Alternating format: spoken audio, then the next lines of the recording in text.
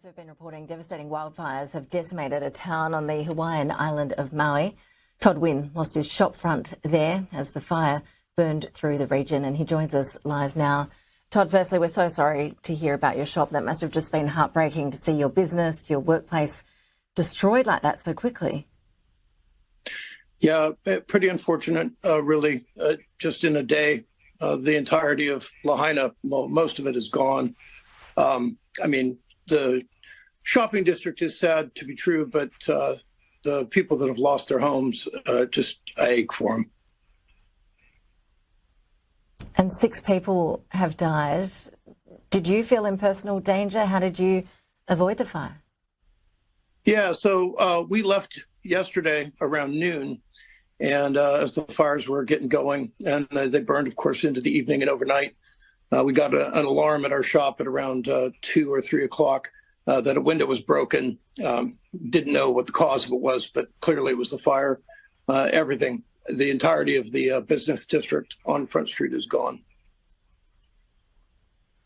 Yeah, we're showing our viewers some photographs that you've kindly sent through to us. And look, we've been using the word apocalyptic today, and it really does look like that. Did you get much notice that the fire was coming? We're seeing reports coming through that a lot of residents there are complaining that there just wasn't any warning. Well, so there was an earlier brush fire in the day, in the morning, that they got under control, but through no fault of the firefighters, the wind just got completely out of hand. I mean, we were warned that there were going to be high winds, but the level of high winds were just obscene. And once you had 80-mile-an-hour winds coming down off of the mountain, it would just turn the whole place into a blast furnace. There was no way to control it, and it just ate the town alive. But as far as this goes, and in my lifetime and in the lifetimes of anyone I associate with, this is unseen. It's just, I mean, it really looks like a bomb was dropped. It doesn't look like a fire. It just leveled everything. A haunting but mesmerizing scene from the wildfires in Sonoma County. A man came across this tree burning from the inside out. Matthew McDermott was driving around looking for escape routes as multiple fires closed in on the area he was in. The tree appears to be hollowed out by embers and flames. Lasers sound like the stuff of science fiction, right? Sound completely unbelievable. How could our military possibly be using those in future warfare?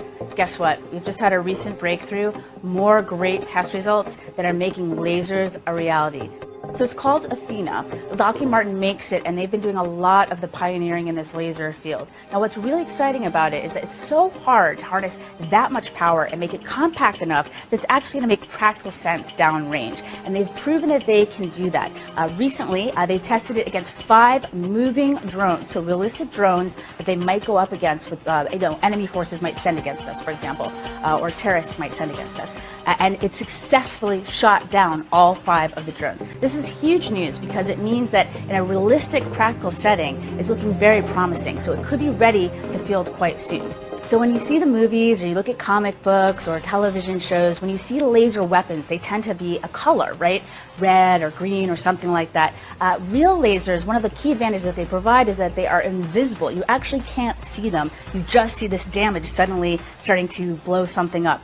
So if we take a look now at what the Athena did to a truck. So we're looking at a truck engine, and the Athena within seconds was able to beam right in there, heat the whole thing up, and burn through the engine of this vehicle. So if you can imagine if you were in that vehicle, all of a sudden, this hole would start appearing in your engine, and the whole thing would just disappear. That's what these lasers do. Now, there's some other key advantages that we should mention. Let me give you 3 of them. 1, unlimited ammo. As long as we have power, we have an unlimited magazine. And downrange, of course, having unlimited ammo can be a huge advantage. 2nd, it's silent. You don't give the enemy any advance warning that it's coming. And then the 3rd one I wanted to touch on is that it travels at the speed of light. So not only are we delivering powerful, decisive effects, lethality, we're also doing it so rapidly they don't know what hit them. So if you could circle back to that example of being in the car again, that would happen so instantaneously within seconds, you truly would have no idea what was happening. It would just suddenly start disintegrating, right? So what can we use these against? So we talked about the vehicle a bit. We talked about how Athena has just proven itself against drones. But in the real world application, our forces could use it against the drones. We could use it against aircraft. We could use it against vehicles on the ground, like we mentioned. We could also use it against fast attack boats. And in fact, Athena's sibling, Adam, a couple years ago proved that it could eliminate these fast attack boats. So if you imagine boats start trying to swarm one of our ships, not a problem for this laser. Burns right through the hull. As you can see right there, it's burning right through the hull. I'm incredibly excited about this news, this great news about the successful testing of Athena, because it means that we'll be putting these powerful weapons soon. We could put them in the hands of our warfighters and give them even more powerful weaponry to keep themselves safe and also to deliver the effects that we need. They can be used, laser weapons can be used offensively and of course defensively too, to help protect our homeland. Think of our airports that might be under threat from enemy drones. They could be used to protect we could use them statically and used to protect our airports. They could be used to protect our power grid, our nuclear plants. So there's lots of different exciting applications for this technology. There's no longer science fiction, but science fact. Here. Oh my gosh, look at the harbor.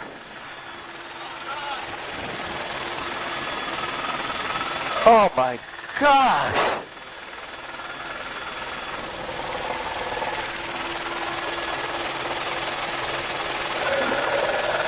Oh my gosh.